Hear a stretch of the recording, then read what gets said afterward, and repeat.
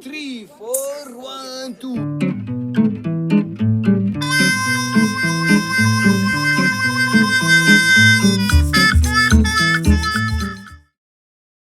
Salut à tous, aujourd'hui on va faire une sauce tomate. Et avec cette sauce tomate, on va faire des spaghettis arrabbiata. C'est des spaghettis un peu relevés, c'est très bon. Mais vous allez voir, il y a quelques trucs à savoir.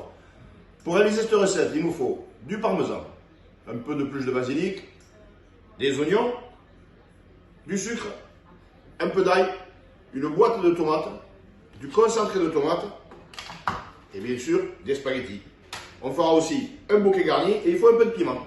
Bon, alors c'est parti. Dans une casserole à bord haut, on met un peu d'huile d'olive. Un peu quand même. Les oignons, on va les faire colorer doucement. Les gousses d'ail qu'on a hachées un peu, qu'on a concassées. Là, il ne faut pas que ça attrape. Et là, je rajoute du piment. Moi, c'est du piment oiseau. Alors, il ne faut pas se toucher le nez après du piment.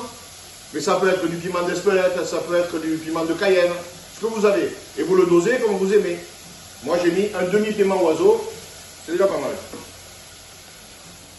Après, on rajoute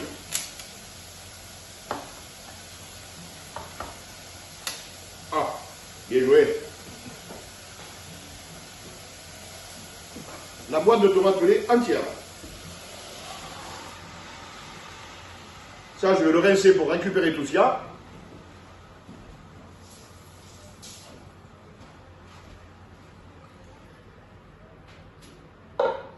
Et là, on est parti pour un quart d'heure, 20 minutes. Il faut que ça cuise doucement, à ébullition.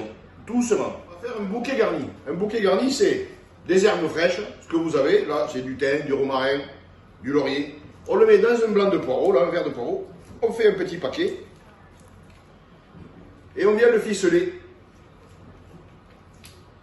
Et c'est ça que je vais rajouter dans la sauce. Avec 2 morceaux de sucre et un tout petit peu de concentré de tomate. Pour que la sauce elle soit un peu plus corsée. Et là, on l'oublie. La sauce tomate est prête. On récupère le bouquet garni.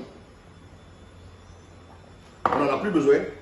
Et on va venir passer notre tomate au mixeur. On va laisser mixer 2-3 minutes, finement. Ça sent très bon.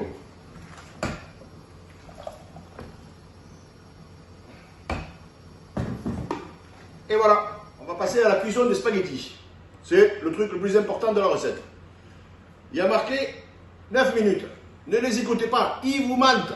C'est les Italiens qui ont inventé ça pour que les Français fassent cuire les pâtes trop longtemps. On va les faire cuire, nous, en 2 fois.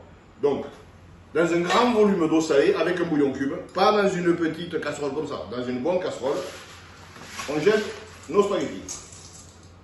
On est parti pour 4-5 minutes maximum.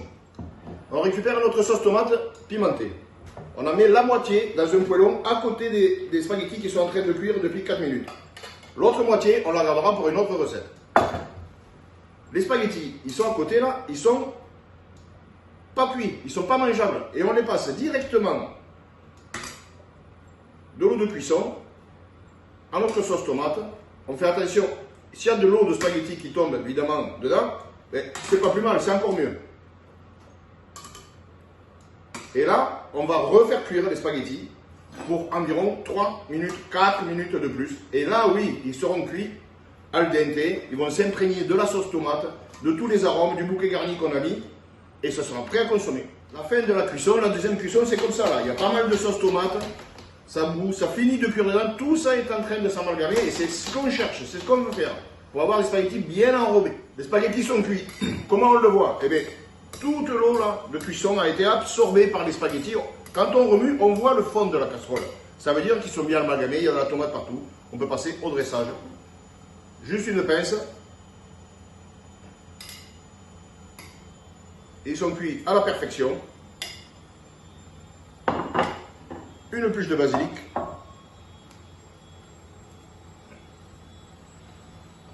Un petit copeau de parmesan. pour faire des copeaux de parmesan, un économe, le bout du parmesan. Et on y va. Un petit trait d'huile d'olive.